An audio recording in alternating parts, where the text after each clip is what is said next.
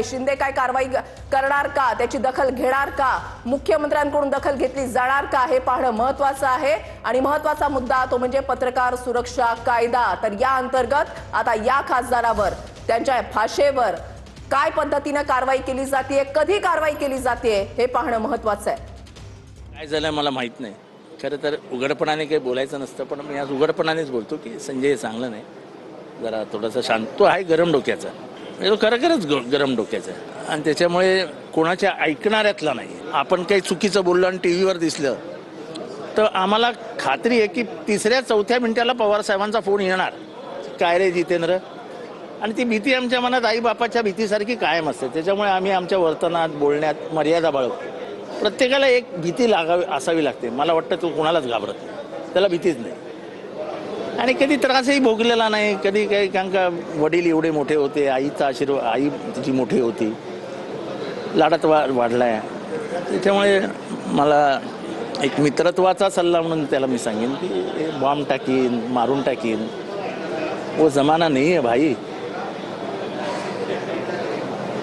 ही वाक्य आपलं राजकारण संपून टाकतील, एवढंच फक्त लक्षात ठेव संजय। तर आपण पाहता जितेंद्र आव्हाड, जे संजय दिना पाटील यांचे चांगले मित्र एकेकाळचे, अजूनही त्यांची मैत्री असेल आणि त्यांची प्रतिक्रिया आहे, संजय दिना पाटील यांनी वापरलेले शब्द हे योग्य नाही आहेत आणि ऐकणाऱ्यांमधले ते नाही आहेत, आपलं तेच खरं करतात आणि तापट डोक्याचे आहेत, असं जितेंद्र आव्हाड यांच्याकडून या ठिकाणी प्रतिक्रिया देण्यात आलेली आहे। नाना पटोलेंची प्रतिक्रिया जर आपण पाहिली तर त्यांनी असं म्हटलेलं आहे की या भाषेचा उल्लेख, अशा पद्धतीची भाषा वापरणं हे योग्य नाही, कारवाई झाली पाहिजे, असं नाना पटोलेंचं म्हणणं आहे। पद्धतीनं विधान करतायत संजय दिना पाटील, काय म्हणाल? आता मी बोललेलो आहे, राऊत साहेब वारंवार ते बोलताय, आता ह्या बाबतीत मी काय बोलणार?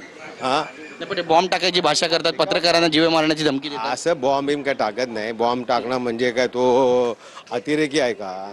बोलताय, त्याचं बोलतात म्हणजे टाकू शकत नाही। तुमची भूमिका काय? पत्र लिहिलंय एक मुंबई पोलीस, परफेक्ट आहे, आम्ही कोणाला घाबरत नाही, घाबरणार नाही, पोकळ धमक्यांना भीक घालत नाही। आमचा सैनिक कट्टर आहे, शिवसेनेचा आहे, बाळासाहेबांचा आहे, उद्धव ठाकरेंचा आहे। तुम्ही कशा सामोरं कसं जाणार? कारण ते म्हणतात माझ्यासोबत कार्यकर्ते आहेत, माझ्यासोबत लोक आहेत, त्यांच्यासोबत 10 लोक आहेत। 12 गाड्या घेऊन फिरणारे फक्त त्याची एवढीच त्याची संख्या आहे। बघा, तुम्ही जे मोजायला लागेल तर माझ्या हाताची बोटं पण कमी पडते, एवढे सैनिक आहे। त्यांच्याबरोबर आमचा विभागाचा एकही साधा सैनिक गेलेला नाही, त्यामुळे तशी काय चिंता आम्हाला करायची गरज नाही। कारवाई करतील यासाठी तुम्ही पाठपुरावा करणार आहात? कारवाई करणार नाही त्याच्यावर पोलीस का? तुम्ही काय, ज्यांना पोलीस कारवाई, त्यांना 2-2 गाड्या प्रोटेक्शन दिले, ते काय कारवाई करणार त्यांच्यावर? फेल्युअर आहे मग गृह खात्याचं म्हणून? कोण फेल्युअर आहे गृह? 100%। कॅमेरा पर्सन गणेश रहाटेसह गिरीश गायकवाड, TV9 मराठी, मुंबई। आत्ताच आपल्याकडून ऐकलं की एका पळकुटे खासदारांनी, ज्यांनी सगळ्यांनाच धमकी देणं सुरू केलं, स्वप्नात पण आता इकडे तिकडे धमकी देत असेल, त्यांनी प्रेसवाल्यांना धमकी दिली, शिवीगाळ केली। पण मला एक सांगा, सकाळी केली, रात्री केली, कधी केली? म्हणजे नाही, म्हणजे ते मूडमधून कुठच्या बाहेर आलेत नाही आलेत हे आहे। आणि दुसरं म्हणजे आपण पाहिलं असेल, काल संजय राऊत साहेबांनी पण सांगितलेलं आहे की लाईनीवर राहा, अन्यथा लाईनीवर आणायला लागेल। तर हे सगळं मला वाटतं भाजपचे वरिष्ठ नेते पाहतात की नाही, हे पंतप्रधान पाहतात की नाही, की पंतप्रधानांना पण अशी लोक अवतीभवती पाहिजेत, हे भाजपची संस्कृती काय बोलते हे मला वाटतं जास्ती आता महत्त्वाचं ठरेल। ते आता मिंदे प्रतिनिधी झालेले आहेत, लोकप्रतिनिधी राहिले नाही आहेत। त्यांनी हिंमत असेल एवढं काय ना की शिवीगाळ करतायत, धमक्या देत आहेत, एवढे सगळे दादागिरीचं आव आणत आहेत, मी एवढंच विचारत आहे, थोडी जरी हिंमत आणि लाज असेल ना तर आज खासदारकीचा राजीनामा द्यावा आणि निवडणुका भाजपच्या चेहऱ्यावर किंवा मिंदेंच्या चेहऱ्यावर लढून दाखवा, एवढं दाखवा। म्हणजे प्रेसला शिवीगाळ करतात, लोकांना धमके देतात, कार्यकर्त्यांना धमके देतात, हे सगळं एका बाजूला, एवढं जर हिंमत असेल, एवढं जर दम असेल तर राजीनामा द्या आणि निवडणुकीला सामोरे या, हिंमत दाखवा, चला।